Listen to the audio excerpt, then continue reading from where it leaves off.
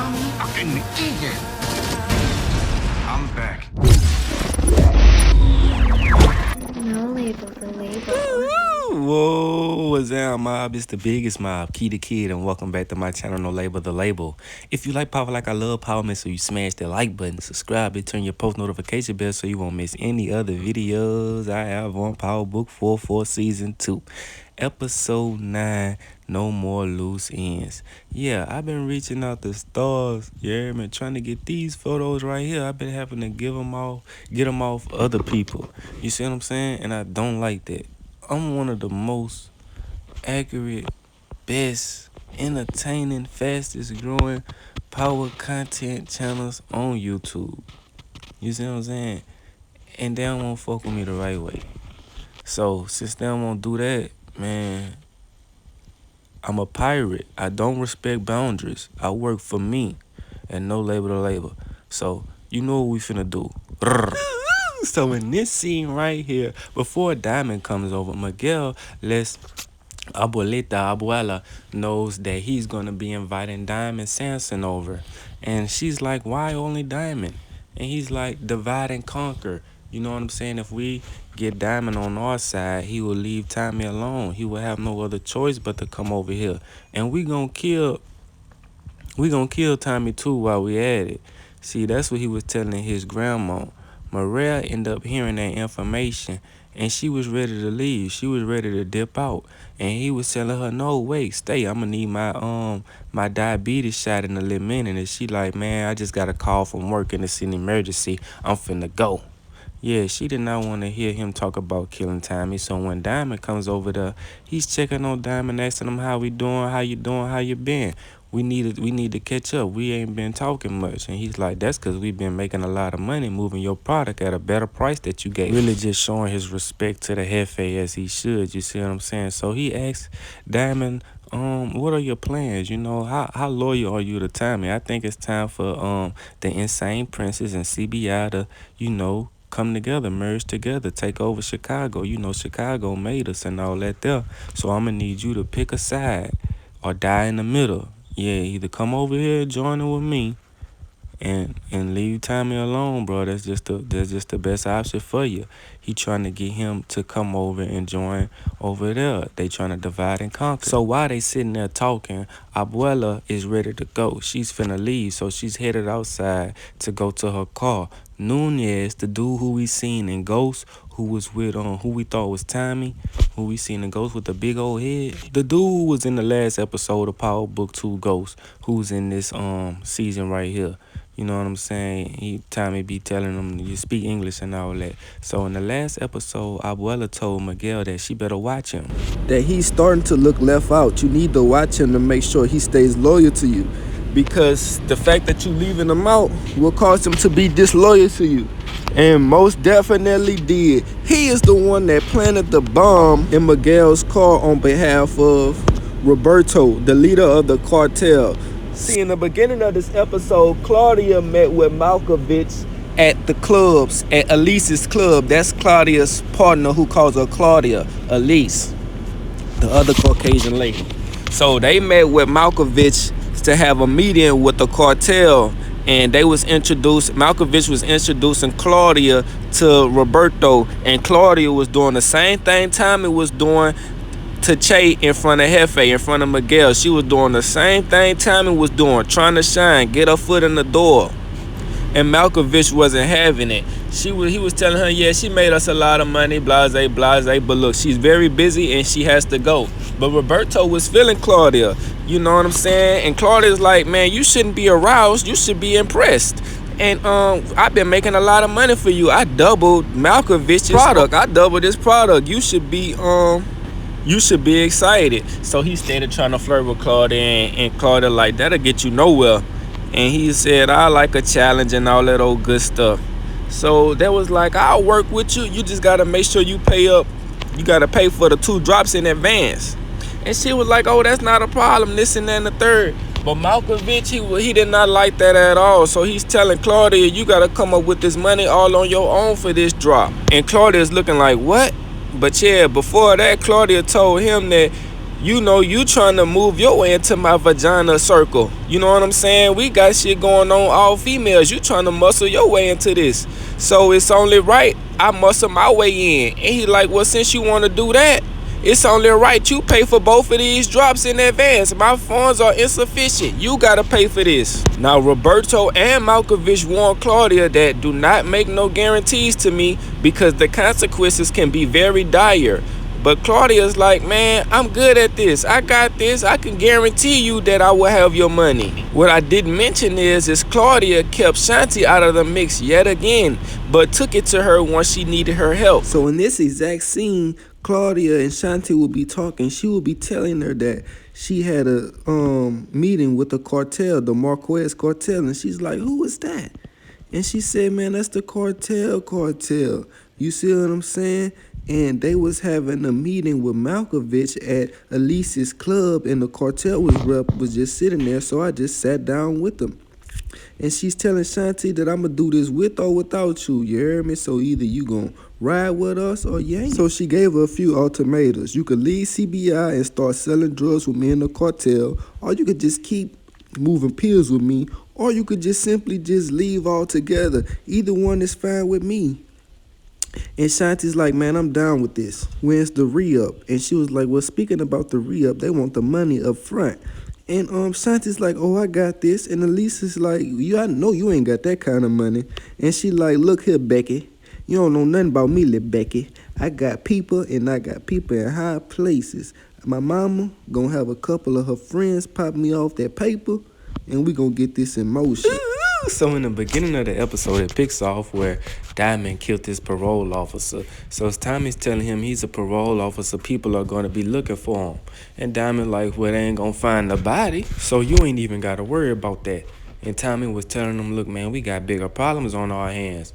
The lawyer said that we have a snitch inside of our group, and I think it's Jannard. And he telling him, man, Jannard ain't no snitch. You tripping, Jannard lawyer as they come. And Tommy reminded him, didn't he flip Chewy for treason? Didn't he try to kill both of us? And Diamond like, yeah, that's right. He bought fire. He bought action. Jannard knows snitching is the last thing he could do. Snitching is worse than death. He knows that's the last straw. He'll never rat. He'll never tell. So Diamond go to tell him, man, I think it's Vic. I think Vic the one ratting. And Tommy like, nah, you tripping. Vic's solid to the bone. He killed his daddy, and he lay around there and killed the Fed in front of me. So I know he ain't no rat. I know he ain't the one talking. But we gonna get to the bottom of it. I'm gonna put all of them to a dye test. Is what Tommy told Diamond. Speaking of telling Tommy, in the last episode, Stacy Marks told Maria to ask Tommy about Lakeisha Grant. So that's what she proceeded to do in this episode. She said, who is Lakeisha Grant? And Tommy was like, she's in New York. She was the girl I was gonna marry, but she ain't about that life. She dead. You see what I'm saying? And she's like, oh, I'm sorry about that. And he's like, how you know about that? Who told you that? And she said, Stacy Marks. And he was like, ooh, that bitch just don't know when to quit.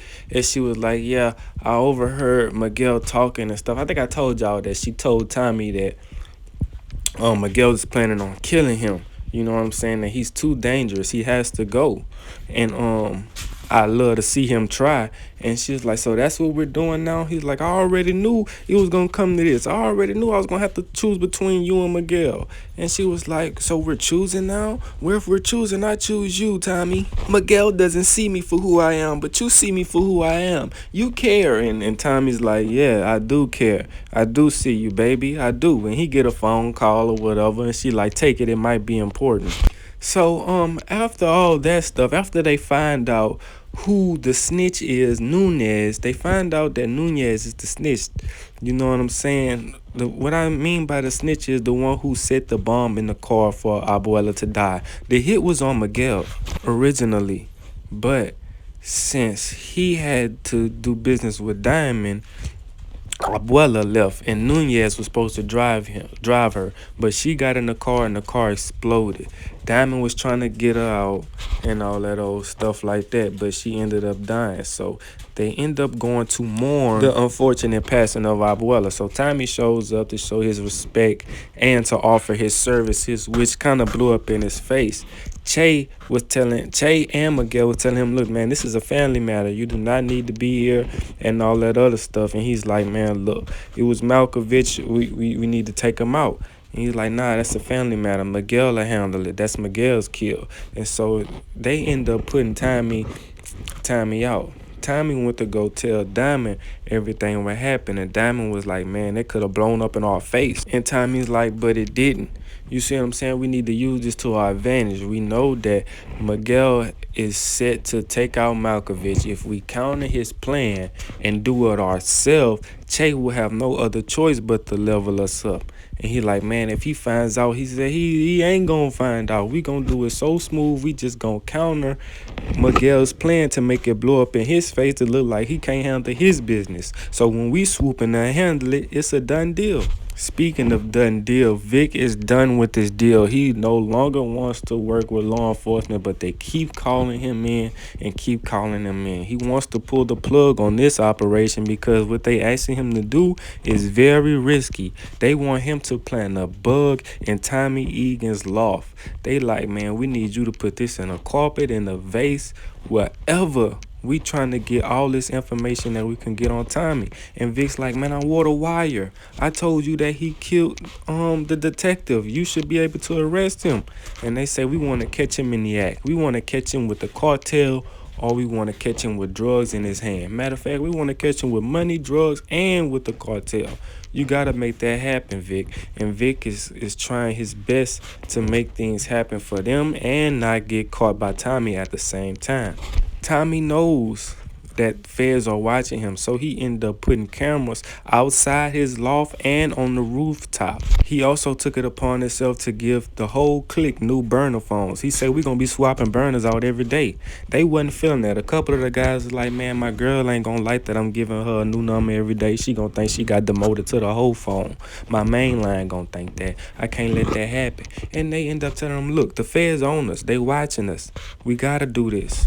And they was like, you still got a problem with that? And they were like, no, you should have started with that. So they get Marshall to pass out the phones. So Marshall gets to passing out the phones, and then he gives everybody 2 bricks apiece. Now, speaking of Marshall, we will see him and D-Mac playing the game together. Yeah, D-Mac, he ran away from the facility. They tried to cut off his dreads. He assaulted somebody, and he ran away. So he ended up running away and going by Marshall's house. They called his dad, JP, and relayed the message that he assaulted somebody and he ran away and they couldn't find him. So he ended up finding them at Marshall's house and they was getting into it. He was telling them, you not my daddy, you abandoned me twice. And JP was just steady apologizing. And he was like, don't apologize to me, fight for me. Stop telling me you sorry and show me you sorry. So he was like, you right, I'm finna make things right with Tommy. I shouldn't have let him take you. I abandoned you twice. I'm so sorry, blase, blase. So D-Mac returns in this episode, like I said. So Shanti ends up going back over to Tommy to let him know something. And she's telling him that, yeah, we're going to be working with the cartel and this and that and the third. I can cut her loose to you right now. Because Shanti's whole plan is to cut Claudia off so she won't get on her feet. She sees she's making big moves, and her and Jannar was talking like maybe we picked the wrong fish to ride. Maybe we picked the wrong group. And Jannar was like, man, I don't know. And speaking of what we speaking of, man, I think we shouldn't kill Diamond. We shouldn't take Diamond out. It's a part of this where we can only take out Tommy. And Shanti's like, oh no, you getting too soft on me. And she was like, man, that's my brother. He let me back in CBI. Yeah, he let you back in CBI after I gave up my territory and I got you in. And he was like, oh, she's like, yeah, so get your head in the game. We taking out Diamond. He got to go point blank period. So Tommy gives Shanti a burner phone. And he says, hit me. I'm going to hit you on this. This my number, such and such, such and such. Let me know. Because Shanti was like, man, you got to keep me in the loop. I'm not finna be making all these moves and I don't know what's going on, risking my life, selling product for y'all, messing up my name in the streets, moving product for both of y'all. And he was like, well, look, stop moving product for us then. Tell her losing Garfield Park was too much for you. Just hit me on this number when you find out more. Now, what I forgot to mention about the phones, the lawyer, Jenny, she's plugged in with some cell phone companies. And they're going to let Tommy know and her know when the phone numbers, when whatever phone number gets pulled by the feds with the warrant.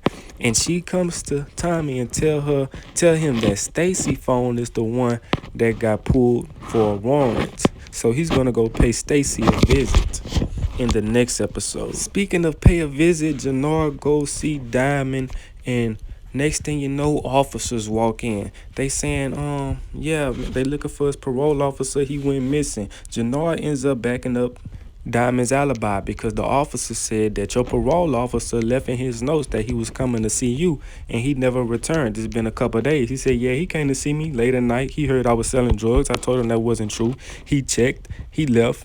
I haven't heard from him since. And Jannar said, yeah, I can corroborate that story. It went down exactly the way he said. And they said, look, if you hear from your PO, give us a call. And he like, will do. Diamond ended up telling Jannar I killed him. And then he ended up saying, look, man, I told you that the dude who killed Leon wasn't affiliated, but it looks like he is. He's part of your coalition.